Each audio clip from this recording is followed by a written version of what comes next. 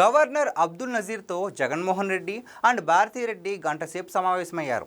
అంతసేపు సమావేశం అయ్యారంటే ఖచ్చితంగా కీలక అంశాలపై చర్చించి ఉంటారు. ప్రస్తుతం జగన్ రెడ్డి సీఎం ఏమీ కాదు కాబట్టి అధికారిక విషయాలపై చర్చ జరిగే ఛాన్సే లేదు. ప్రతిపక్ష నేత కూడా కాదు. పైగా ప్రజా సమస్యల కోసం చర్చించడానికి వెళ్ళానని జగన్ కూడా చెప్పుకోవడం లేదు. మర్యాదపూర్వకంగా కలిశారని వైసీపీ వర్గాలు చెబుతున్నాయి. గవర్నర్కు గంట పాటు జగన్ చేసిన మర్యాదపూర్వక చర్చలు ఏమిటో మాత్రం బయటకు రావడం లేదు. కానీ జరుగుతున్న పరిణామాలను విశ్లేషిస్తే ఆయన తనను కాపాడాలని గవర్నర్ను వేడుకున్నారని, తన భార్య భారతిని జైలుకు పంపే ప్రయత్నం చేస్తున్నారని వాపోయినట్లుగా చెప్తున్నారు. జగన్ రెడ్డి గత వారం బెంగళూరు నుంచి తాడేపల్లికి రాలేదు. మిథున్ రెడ్డిని అరెస్ట్ చేసిన తర్వాత ఆయన సోమవారమే తాడేపల్లికి వచ్చారు. అది కూడా గవర్నర్తో అపాయింట్మెంట్ ఖరారు కావడంతో వచ్చారు. ఈ 10 రోజుల్లో బెంగళూరు నుంచి తన లిక్కర్ స్కామ్ గండం నుంచి బయటపడే మార్గాలపై చాలామందితో చర్చలు జరిపారని అంటున్నారు.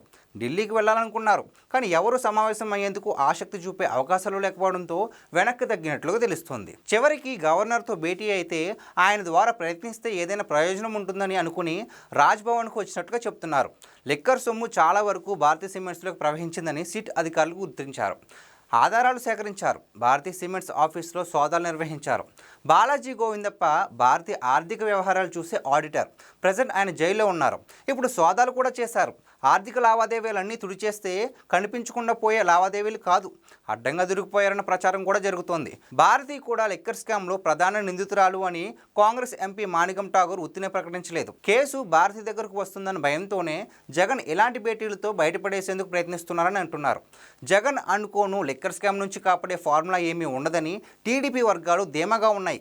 ప్రజల ఆరోగ్యాలను సైతం దోచుకున్న ఈ స్కామ్లో నిందితుల్ని వదిలిపెట్టేదే లేదని అంటున్నారు. ఢిల్లీ స్థాయిలో జగన్ ఎంతగా లొంగిపోయినా ఇక్కడ అవేమీ చలవని నమ్మకంతో ఉన్నారు. రాబోయే రోజుల్లో లిక్కర్ స్కామ్లో దోచుకున్న సొమ్ము చాలా బయటపడిపోతుంది. ఈ క్రమంలో అసలు దొంగలు బయటకు వస్తారు. అప్పుడే అసలు కథ ప్రారంభమవుతుందని టీడీపీ వర్గాలు అయితే అంటున్నాయి. జగన్ ఎన్ని ప్రయత్నాలు చేసినా అవి వృధానే అంటున్నారు.